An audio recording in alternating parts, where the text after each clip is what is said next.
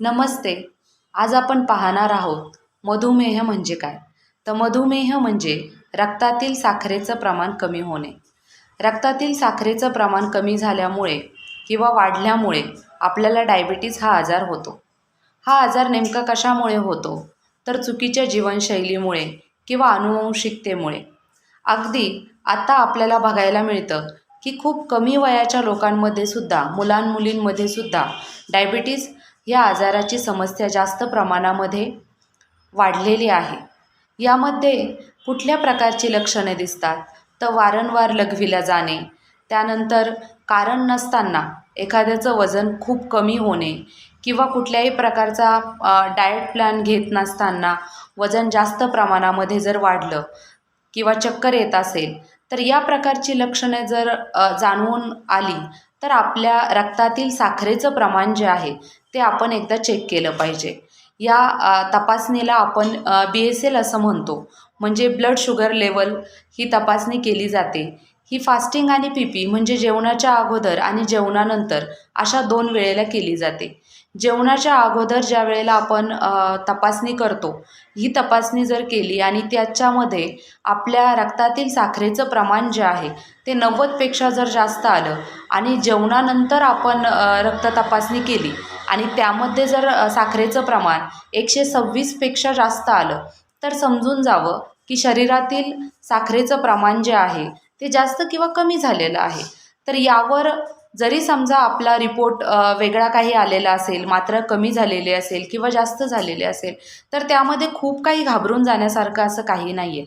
अगदी टेक्नॉलॉजीनुसार ॲडव्हान्स टेक्नॉलॉजीमुळे खूप साऱ्या प्रमाणामध्ये यावर उपाय उपलब्ध आहेत.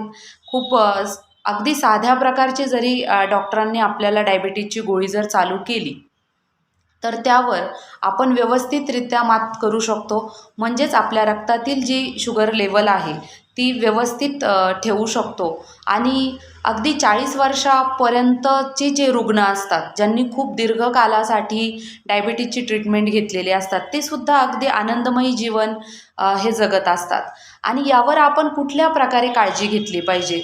तर सर्वात प्रथम जर अनुवंशिकता असेल, तर अनुवंशिकतेमुळे जर समजा आपल्यामध्ये भीती निर्माण होत असेल, तर सगळ्यात महत्त्वाचं यामध्ये घाबरू नका. तर स्वतःची तपासणी करून घ्या वेळोवेळी. 40शी नंतर तर आपण BSL तपासणं खूप गरजेचंच आहे.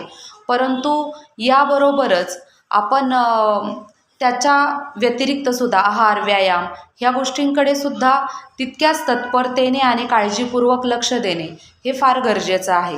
त्यानंतर दुसरं जे आहे ते म्हणजे की आपण नियमित कमीत कमी रोज 26 मिनटं किंवा 30 मिनटं व्यायाम करणं हा फार गरजेचं आहे. जास्त वेळ उपाशी राहणंही फार चुकीचं आहे. आहाराच्या ज्या मात्रा आहेत त्या प्रमाणात घेणं गरजेचं आहे. अति आहाराचं सेवनही करणं फार चुकीचं आहे. फास्ट फूड जे आहे त्याचं सेवन करू नये जास्त प्रमाणामध्ये. त्यानंतर आहार जो आहे तो योग्य वेळेमध्ये जर घेतला, तर त्यामुळे सुद्धा आपण डायबिटीजसारख्या आजारापासून दूर राहू शकतो. त्यानंतर जर समजा योग्य आहार आणि पूरक आहार, पोषक आहार जर आपण घेतला, व्यायाम जर केला, तर निश्चितपणे आपल्याला मधुमेहासारख्या आजारावर मात करता येईल.